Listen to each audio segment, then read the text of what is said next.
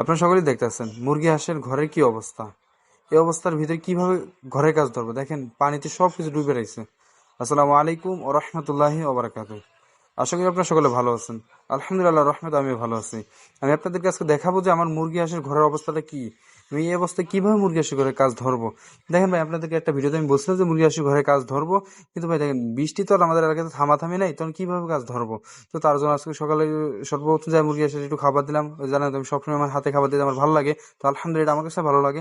তার জন্য প্রায় সময় আমি মুরগির হাতে খাবার দেই, যেটা আমার কাছে ভালো লাগে। তো দেখেন আমি সর্বপ্রথম গেলাম বাসায়, যাই দেখলাম ওয়েদারটা ওয়েদার আলহামদুলিল্লাহ আজকে একটু মোটামুটি ভালো ছিল। তার জন্য আজকে আমি আপনাদের কাছে ভিডিওটা উপস্থাপন করছিলাম। দেখেন এই দেখেন, আমি চাইতেছি যে এই থেকে এই যে এই মাথা পর্যন্ত এর একটা মুরগির ঘর উঠাবো। এখন আলহামদুলিল্লাহ উঠাবো একটা চিন্তা ভাবনা নিয়েছিলাম, কিন্তু হ্যাঁ উঠানোর চিন্তা ভাবনা নিয়েছিলাম, কিন্তু নিতে পারি না, কারণ এই যে বৃষ্টি, এই বৃষ্টির কারণে ভাই এগুলো কোনো কিছু করতে পারি না। তার এটা ঘর সুন্দর করে করবো, বৃষ্টির জন্য করতে পারি না।